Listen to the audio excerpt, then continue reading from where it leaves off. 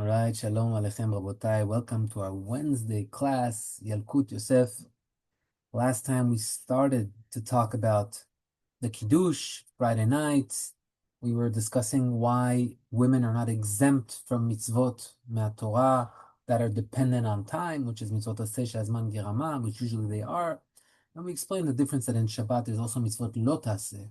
And since women are exempt from mitzvot that are dependent on time, only on mitzvot aseh, but not exempt from mitzvot lo taseh, Shabbat also has lo taseh, like for example, lo tevaru esh b'chol moshvotechem, etc., no turning on a light or whatever it is. Therefore, since they're not exempt from the lo taseh, then we also force them to do the aseh as well. And we ended with that.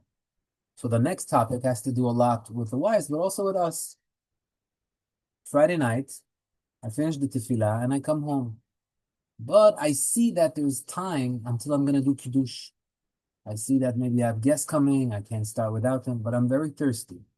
Would I be allowed to drink water? Obviously, I'm not having now cocktails or whatever, right? But before Kiddush, before they arrive, can I drink some water or must I wait for Kiddush? I'm talking about Friday night right now. I see we have more joining us. Johnny Baruch haba and Nick Baruch haba. Wow, it's cold outside, huh? Baruch Hashem. All right. So we were asking the question, Friday night Kiddush, if I have guests coming and before they arrive, I want to drink something. Am I allowed to drink before I did Kiddush or not? So the answer is, generally, even water I cannot drink. Even water I cannot drink before Kiddush. What would be the exception if I'm very thirsty? That if I accepted Shabbat early, let's say it's those summer times where Shabbat could begin at 8:30 at night, and I go to shul at 7 o'clock, I'm home by 8. Really, Shabbat didn't even begin yet, but I'm home at 8. So he says, since it's still not Tzeta Kochavim, then it's only Ben Hashmashot, it's not Tzeta Kochavim yet, then I would be allowed to drink if I'm very thirsty. But other than that, you cannot drink even water before Kiddush. Now, what happens in the Kiddush in the morning? And we're specifically going to talk about our wives, because this is very common. Your wife says, you come home at 12, 1, 2 o'clock. I'm going to have to wait for you till I hear Kiddush so that I can eat or drink something. Can a woman drink or eat something before Kiddush? Not talking about a simple case where a woman agrees to do Kiddush for herself and there are no questions asked. And some women don't love that. A few weeks ago, we gave the example of Nerot Chanukah. We said that Rav Yitzchak Yosef's wife allowed him to stay in the kollel so that he can keep learning during Adlakat Nerot. And anyway, the mitzvah is on the home, so his wife would like the Nerot Chanukah, and he would stay in kollel learning. And he would still keep the mitzvah le'ella, because the mitzvah is on the house. If his wife did it at home, it's good. But Rav Ovadia, when they asked whoever said this, the grandson of Rav Ovadia, what about Rav Ovadia? Did he stay in kollel and his wife lit the candles? He said, no. Rabbanit Margalit, Rav Ovadia's wife, did not allow that. She wanted the Rav to come home, so he would leave the learning and go. So we see sometimes a woman is comfortable with doing stuff on her own, sometimes not. We respect everybody. Bottom line, she's at home waiting for you for Kiddush. Can she taste something, drink, eat before Kiddush? So the halacha, let's begin with the halacha according to the Ashkenazim, and somewhat we follow that. The Ashkenazim say, the Mishnah Berurah brings down that it depends. Wait, sorry, Ziv. So, woman, she's allowed to do kiddush, amotzi, everything. Yes, of course, for herself, also for you. I mean, it's not so common that a She's woman allowed to do it for other people, for everybody, to yeah, everyone. I mean, the obligation of Kiddush during the day is only from Chachamim. Friday night is Deoraita, but it's Deoraita for me, and it's also Deoraita for my wife. So theoretically, she could do Kiddush for everyone. Theoretically, it's not so common, but yes, she can do it because she's obligated, just like you're obligated. But I'm talking if you're not home, she can do Kiddush for herself, Amotzi for herself, whatever she wants, of course, no problem at all. But she's the type of wife that says, no, I don't want to drink grape juice, or I don't want to, my husband should do the Kiddush for me, but I'm thirsty. He goes to late minyan until he comes home. I want to drink. Can I not? So this is the halacha. It first of all depends if this woman is used to praying shacharit and musaf every Shabbat morning or not. Because really, according to the halacha, the Sephardi women are obligated to pray 1 tefillah a day. Ashkenaziyot do 2, but Sephardim, 1 tefillah a day. So who said it's shacharit or musaf? Maybe this woman is only praying mincha. And if really she only prays mincha, she prays 1 tefillah a day, she's okay, we could check that. Then, since she's not used to praying shacharit, then she's not obligated to wait for Kidush. I'll explain. What makes the obligation of Kidush begin? The obligation of Kidush begins right when I finish. Some say Shacharit, some say right when I finish Musaf. There's a machloket. But either way, it begins after the tefillah. The tefillah is what caused the Kidush. By the way, it's important to know that there are two opinions if it's the Shacharit or the Musaf. Why am I saying this? Because some say that if you go right after Shacharit while they are selling the aliyot and you go outside to do Kiddush and drink and eat something quickly, and then you come back and you pray Musaf, you may have to do Kiddush once again because according to the opinion that Musaf created the obligation of Kiddush, you're not exempt from Kiddush because you didn't pray Musaf yet. Shacharit, okay, you ate with Kiddush, beseder. But now that Musaf comes, you'll have to do Kiddush again. Other opinions say no. In Shacharit, you will all be exempt. So it's a machloket. So know that if you are going to go quickly run out to do a Kiddush, better you hear the Kiddush once again before after Musaf as well. But how did we get to all this? So we're dealing with a woman that is not used to praying on Shabbat morning. If she's not used to praying, then the obligation of Kiddush never began with her, because the only way she'll be obligated to do Kiddush is if she had to pray Shacharit, but she doesn't have to pray Shacharit. Now, when I pray Shacharit, why don't I eat before Shacharit? Because it's not nice to do a tefillah when I'm eating and drinking. It's called. It's like Hashem says, you left me behind your back. Like, you're not so focused on the tefillah. You're first eating, you're taking care of yourself before you take care of your spiritual needs. So that's a problem. And therefore, since we're obligated to pray, we cannot eat before we pray. But a woman, if she's not obligated to pray and she's not used to praying, and she's not obligated to do Kiddush as well, and therefore that woman, it would be allowed for her to drink tea or coffee, and if she feels weak, she would even have a cookie, that won't be a problem. But if she is not used, sorry, sorry, again, if a woman is used to praying Shacharit and Musaf, then the obligation begins only after Shacharit and Musaf. Okay, that's the logic, just like a man. But if she is not, according to the Ashkenazi opinion, says, well, if you're not praying Shacharit or Musaf, then the obligation will begin at you right in the morning. That's some opinion says like that. Still, even though that's the case, she could drink tea or coffee. Okay, so drinking tea or coffee before Kiddush is not a problem always, even for a man. I'm not talking about sugar and milk. Some opinions allow that as well, but I'm not getting into details. I'm saying it's not a meal, it's a drink. So anyway, she could do that. However, the Yalkut Yosef says, if she's not used to praying, then she should be strict upon herself to not eat. But why is he using the word strict? It sounds like it's just strictness. So really, it doesn't matter, like the Ashkenazim say, if she does pray or if she doesn't pray. What does it matter? It seems like mina halacha mina din, she's allowed. Why? Why is he saying this? So this is important for everyone to know, that there's a shita, there's an opinion by the Rashba and by Maharam Chalawa. These two rabbis hold that women don't have to do Kiddush and Shacharit morning. At night, they're obligated, but during the day, they are not obligated to do Kiddush. It doesn't have to do with them. Now, we don't follow this opinion according to the halacha, but it exists. So what do we care if it exists? Because there's another opinion. There's the opinion of the Rambam. The Rambam holds that you're allowed to drink always water before Kiddush, and water also means tea or coffee. Above that, there's an opinion by somebody called the Ra'avad, and the Ra'avad holds that there's no isul, you're not forbidden to taste something before you do Kiddush. So says Yalkut Yosef, according to Rav Ovadia, that yeah, maybe it would be better for her to wait for Kiddush, but since we have so many opinions, that maybe in the morning, she doesn't even have to do Kiddush.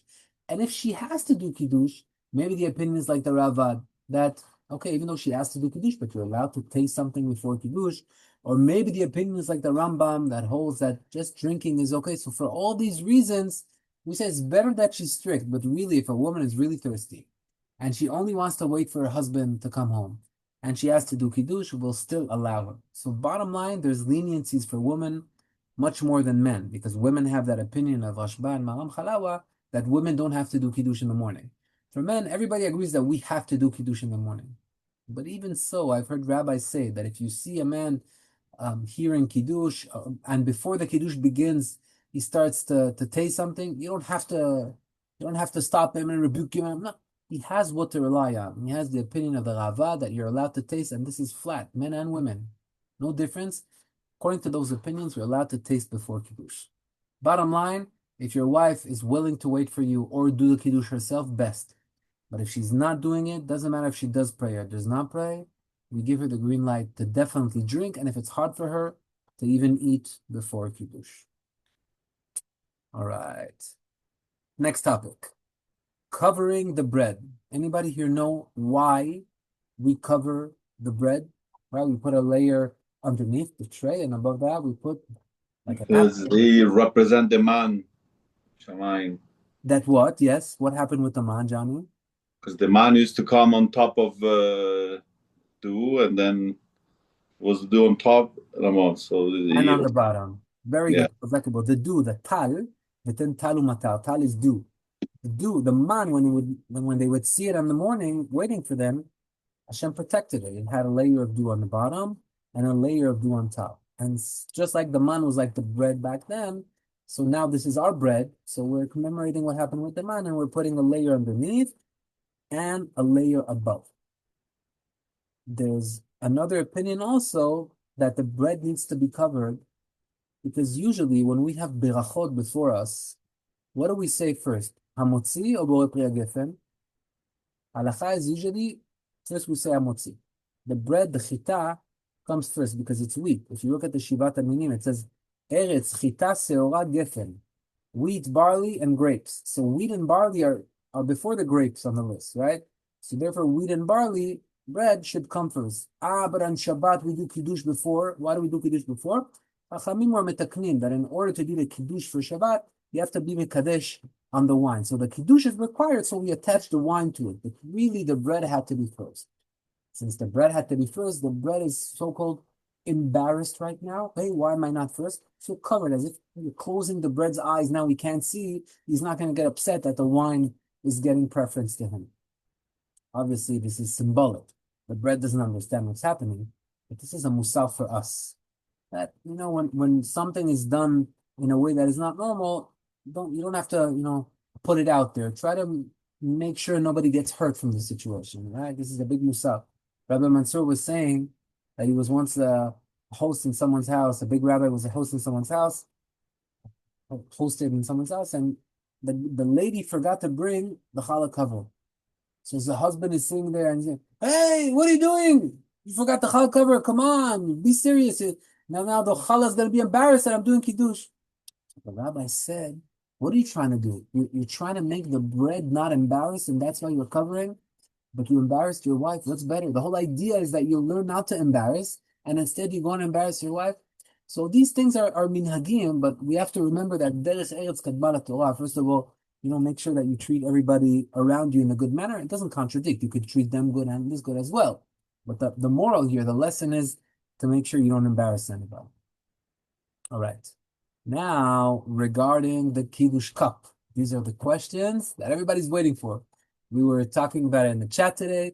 What happens if there is a cup that someone drank from? This is common in shul.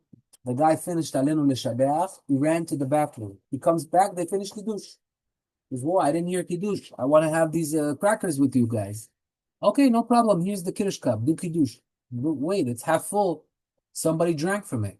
Can I drink from that cup, or can I not use it for Kiddush? What do you guys say? Anybody know the answer? Can I use a used cup for Kiddush? No. If you add to it. Oh, so you're both right. First of all, no, but if you add to it, yeah. So we accept both answers. You could be metaken the cup. That's what Eitan is saying. Even though it's called kos pagum, when someone drank from a cup, it's pagum. Even if he took a little sip and the cup is still filled to the top, once he put his lips on it, it's pagum. So theoretically, you shouldn't be able to drink. But the way to fix it is if you add drops of wine or even water on top of that, and that would take away the pigima, the problem with the cup, and you'll be able to drink it. Just make sure, he says in parentheses, I'm saying in parentheses, that the cup you're adding from is not a cup that was also pagum. Oh, here I have another cup of wine here. I'll add from this cup. But wait, did someone drink from that cup you're adding? Best you add from the bottle. No one drinks from the bottle. But even if there's a cup over there, make sure no one drank from it if you're going to add from that. If not, even faucet water. Go to the water, add a few drops. As long as you have the majority over there is wine. You can't have majority water, but the majority is wine. So usually wine today is between 70 to 100% wine. So Wait, if you take it, then wash it and reuse it, it's fine, I guess. Chob, that goes without saying because Of that's what course. we do every Shabbat, right? Like your wife washes it, the morning you use it, or next Shabbat use it. The question is, if it's still full, you don't want to waste the wine. Can you reuse the wine? This is a good trick to reuse the wine. You don't have to throw it out. You could do another Kiddush. You're at home and your wife and kids are still asleep because you went to Nets. Okay, let's say you went to Nets. So you're coming home at 9 o'clock in the morning. The family is not going to come for Kiddush till 11:30. So instead of me waiting for them, I want to do Kiddush for myself, but I'm not going to drink the whole big cup of wine. I take the melolo gmav, as I'm obligated, as we learned, right? Like a majority of it eat. And then I eat my mezonot or whatever I want. I say bracha achona. When they come back, that cup is still 2/3 full. Can I use it again? The answer is yeah. Pour a little wine or pour a little water into that, as long as the majority, of course, is wine, so that the brachas go to a geffen. And you could reuse that cup. You don't have to pour out the wine if you don't want to drink it at the time. All right. What about Kidush because chad pamit? Making Kidush with a plastic cup. We've spoken about it. I'm just going to remind Sorry, Yeah. sorry, if we can just go back, I think it was in the Yalkut Yosef also that you shouldn't be putting back the wine into the bottle. Was that, I don't know if he says that here as well. So let's talk about that. It's a good question. Putting the wine back into a bottle.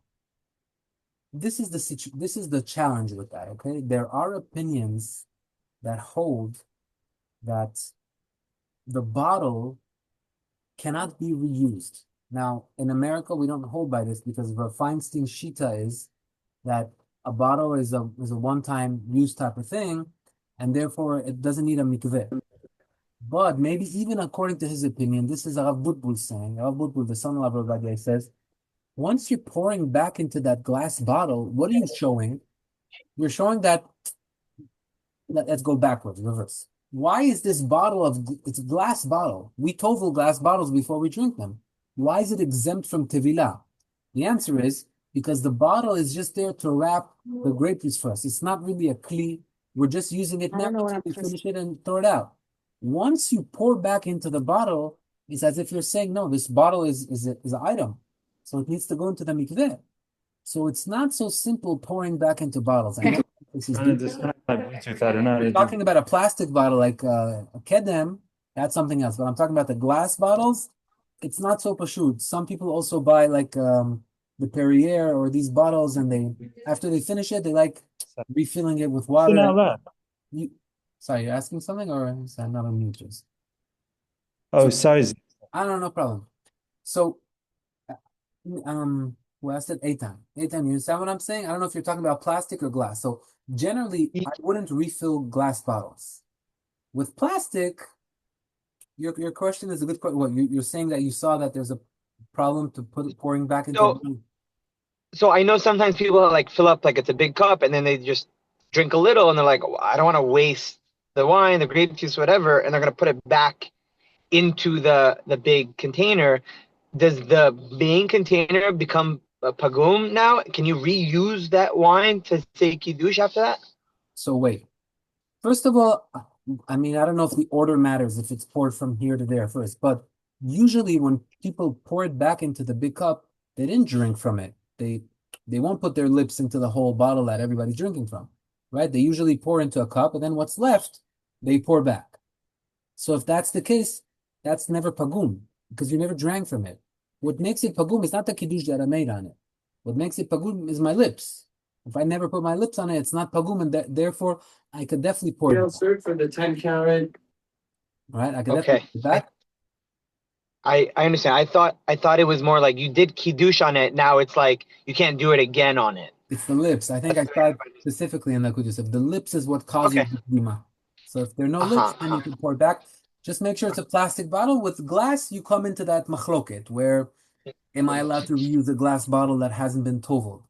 Unless it's by one brand called Fenicia. There's only one brand in Israel that makes glass bottles. It's very rare to find bottles from them, but if it's that brand, then you could pour it back. The bottle was made by a Jew. It doesn't have to get a mikveh, but all the other glass bottles do. So this is common when you have guests and you have red wine or you have a fancy drink. You poured Blue Label, you poured a lot of cups to all the guests. End up 3 people drink, and you poured a whole bottle into 50 cups. You say, hey, if I'm going to waste this right now, not so simple to refill that bottle of blue. Find another item that you toveled and put it in there. Because according to certain opinions, you need to be strict with that. I know people that are lenient with it, but I'm just saying, I've heard people strict as well. Everybody should follow their rabbi. Thank you. Okay. So what's our conclusion to Kidush in a plastic cup? We are allowed to do Kidush in a plastic cup. This is according to Rav Ovadia Yosef. Rav Feinstein hold that plastic has 0 importance. It's not considered a kli, and therefore I cannot do Kidush in a plastic cup. Rav Ovadia holds differently. This has a plus and a minus, as we've learned before. Because according to Rav Ovadia, these items that you throw out after one time, like aluminum trays, they are considered a kli. If they're considered a kli, Rav Ovadia will obligate you to tovel them.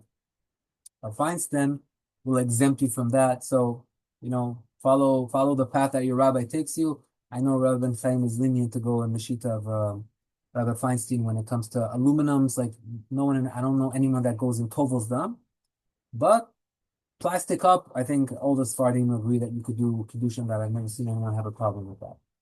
The bottom line, you could do the Kiddush. When it comes to the aluminum trays, I gave a suggestion, if you remember, that I heard from a big Dayan in Israel, where if you fold the tray before Shabbat into 2 and then reopen it, you kind of created a kilkul. Now the kli cannot be used. And then when you reopened it, you're the one that fixed it. If a Jew fixed the kli, it's considered like it was made by a Jew, and then you will be allowed to use it. So this is kind of another layer we put on top of Rav Feinstein's opinion that plastics, that aluminum trays don't need tevilah anyway. But just to be another opinion, I recommend to do that as well. Okay. So you're allowed with the plastic cup, even though it doesn't have to do with mikveh?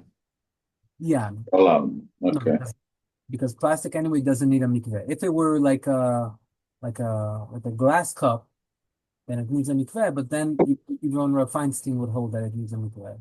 It would be considered a kli. So the question begins when it's plastic. It doesn't need a mikveh anyway. But is it important? Or is it not important? Because only aluminum or glass and stuff like that. Plastic anyway doesn't need a mikveh. But I just draw the conclusion to aluminum trays as well. The point is, does it have an kli? Rav Ovadia holds, and we're learning Yalkut Yosef. It is a kli, even though it's plastic. You could see today, people throw out the plastic cup after they use it, not because it's not reusable. Some people could use a plastic cup for 10 days. You just drink, leave it, rinse it. It's usable. It's not usable anymore. Only Baruch Hashem, there's a shefa, the cup is so cheap, I'm going to wash it, might as well, it's easier for me to use another cup. But it's not reusable. And that's the claim that shows that it is a kli. It does have importance, and therefore you could use it for Kidush as well. Now there is a minhag, and I thought only the Mekubalim do this, but the Yalkut Yosef brings this minhag as a positive minhag, that after you filled up your Kidush cup with wine, you drop into it 3 drops of water. 1, 2, 3, right? Why? They say, lehagbir et chesed al midat hadin. I'll explain. The wine's color is red.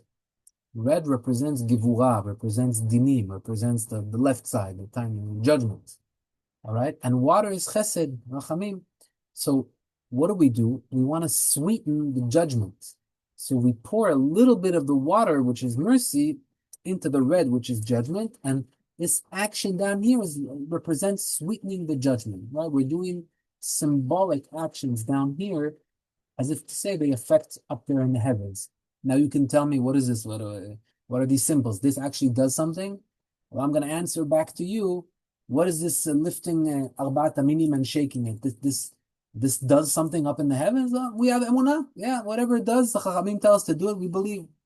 Some people can come and say, look, what are these, like tribes from Africa shaking a branch with some hadassim, lulav, and they think this is a mitzvah. But Baruch Hashem, we have our minhagim, we have our traditions, and this does a lot of peulot up in the heavens, so we definitely believe that. Now, why we do 3 drops? Why do we do 3 drops? So some say when you drop the 3 drops, have the kavanot of mime. Mime is mem, yud, mem. So 3. And the first letter is mem, and then yud mem, rashi tevot, initials, maleh yadenu mi birkotecha. Hashem, send us a blessing. Maleh yadenu mi birkotecha. So that's the custom. Have in mind or even verbalize. Maleh yadenu mi birkotecha, rashi tevot maim, and then you put 3 drops in there, and the 3 drops.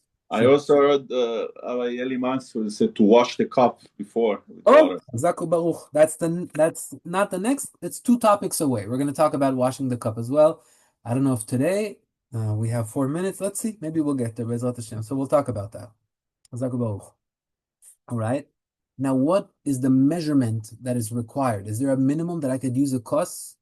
And I'm reminding you, this is very relevant also for Leila Seder. A lot of people, they say I have to drink 4 cups. They take very small cups, 2 ounces. It's not enough. It has to be.